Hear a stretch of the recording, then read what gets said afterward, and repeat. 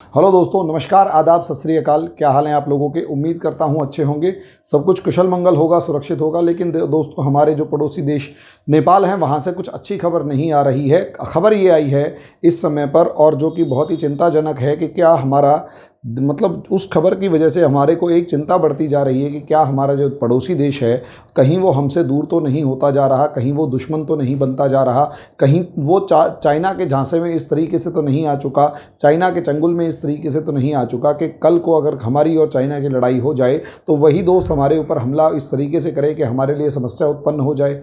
दोस्तों, ऐसे में क्योंकि मैं ये चीज़ इसलिए कह रहा हूँ क्योंकि इस समय पर जो खबर आई है वो वही खबर है जो ये लगभग 1 महीना 10 दिन पहले आई थी या 8 दिन पहले आई थी कि बॉर्डर के ऊपर फायरिंग नेपाल की तरफ से की गई और एक भारतीय की जान गई।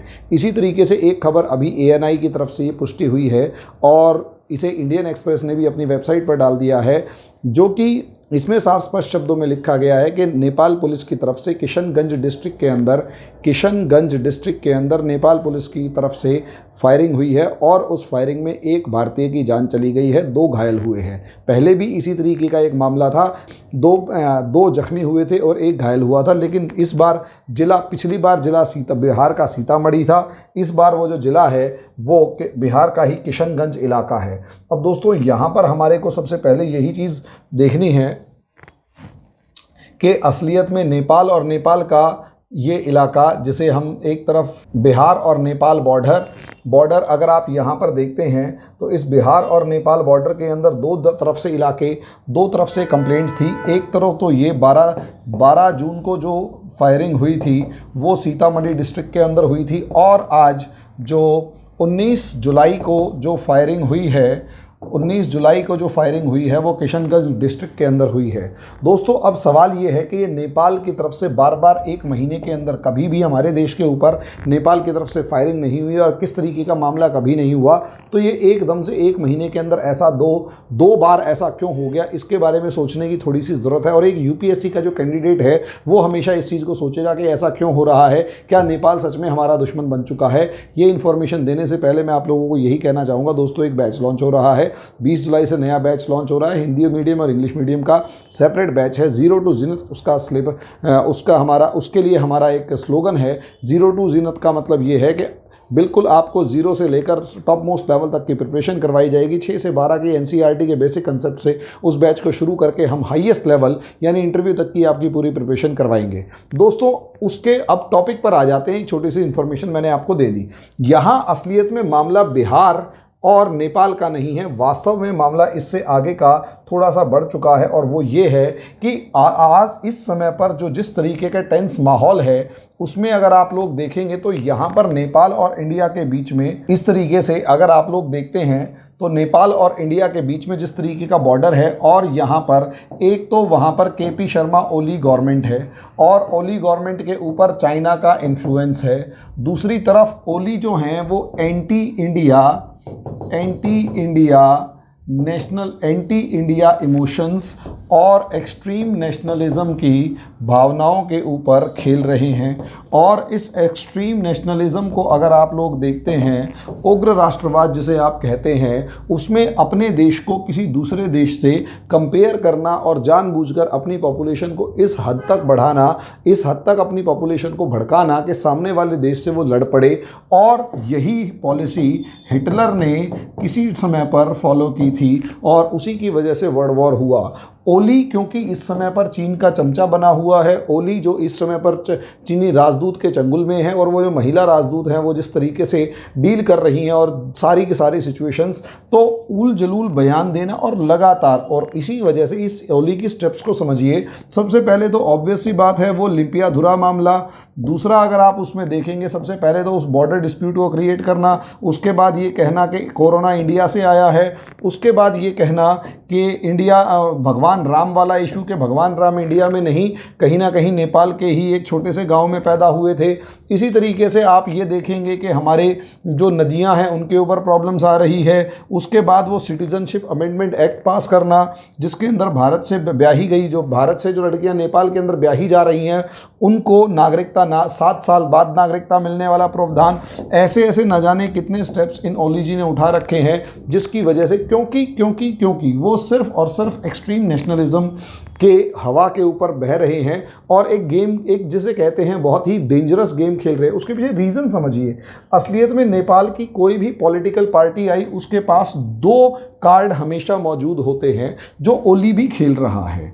ओली जो खेल रहे हैं वो दो कार्ड हमेशा मौजूद होते हैं to deal with India. India से डील करने के लिए नेपाल के साथ, to deal with India, Bharat के साथ डील करने के लिए नेपाल के प्रधानमंत्री, कोई भी सरकार आई, उनके पास दो कार्ड होते हैं। एक कार्ड होता है चाइना कार्ड और दूसरा कार्ड होता है, चाइना कार्ड का मतलब ये कि अगर इंडिया हमारी बातों को नहीं मानेगा तो हम चाइना के पाले में जाएंगे और चाइना के पाले में जाएंगे तो तुम्हें परेशानी होगी।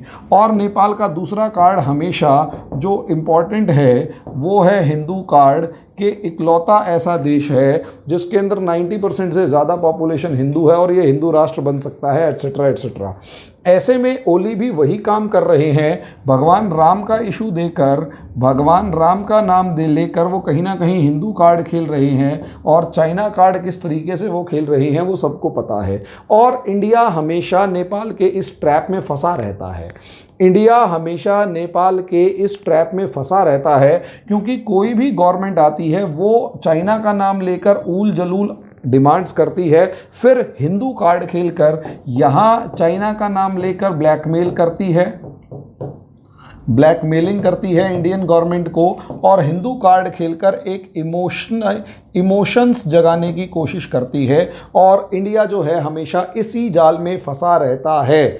इंडिया हमेशा इसी जाल में फंसा रहता है और नेपाल की कोई भी पॉलिटिकल पार्टी हुई, जब वो इस चीज़ में फंसाने में नाकामयाब, अब जैसे ओली हैं, ओली का एक फेल्योर क्या है, ओली के से पहले कोई भी सरकार आई वो खुलकर चाइना के पक्ष में नहीं जाती थी और हिंदू कार्ड हमेशा खेलते थे, खुलकर चाइना के पक्ष में नहीं जाते थे। ओली का फेल्योर ये है कि उन्होंने हिंदू कार्ड तो बहुत लास्ट में खेला, हिंदू कार्ड या इमोशनल कार्ड तो बहुत लास्ट में खेला। उन्होंने सबसे पहले एक काम ये कर दिया, चाइना के फेवर में इतना ज़्यादा खुलकर चले गए कि कुछ कहने की हद नहीं, और चाइना की कठपुतली बनने के बाद कहीं ना कहीं एक्सट्रीम नेशनलिज्म का कार्ड इस तरीके से फेंक दिया कि आज के दिन पूरा का पूरा जो नेपाल है वो जल रहा है। और उस एक्सट्रीम नेशनलिज्म का जब रिएक्शन, उसकी जब प्रतिक्रिया इंडिया में आ रही है और इंडिया जब उसकी प्रतिक्रिया दे रहा है तो वो कहीं ना कहीं ओवर रिएक्ट कर रही है। तो एक इस तरीके के स्पाइरलिंग इफेक्ट डेवलप हो चुका है,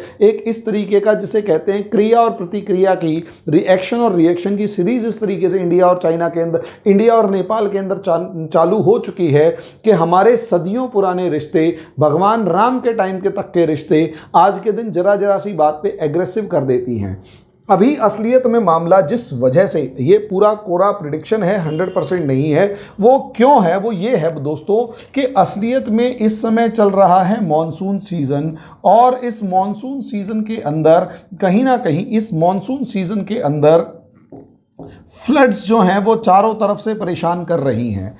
अब यहाँ पर इंडिया और नेपाल दोनों के बीच में प्रॉब्लम्स ये हैं कि इंडिया अगर अपने यहाँ एरिया के अंदर बाढ़ आने के लिए बैंक बनाता है, बांध बनाता है, एम्बैंकमेंट बनाता है यानी बंद बनाता है, तो उससे क्या होता है, उससे सारा पानी नेपाल के बॉर्डर पे अटक जाता है। अब जब वो नेपाल के बॉर्डर पे अटकेगा तो नेपाल के तराई एरिया में बाढ़ आ जाएगी, और अगर इंडिया नहीं बनाता तो इंडिया वाले में बाढ़ आ जाएगी।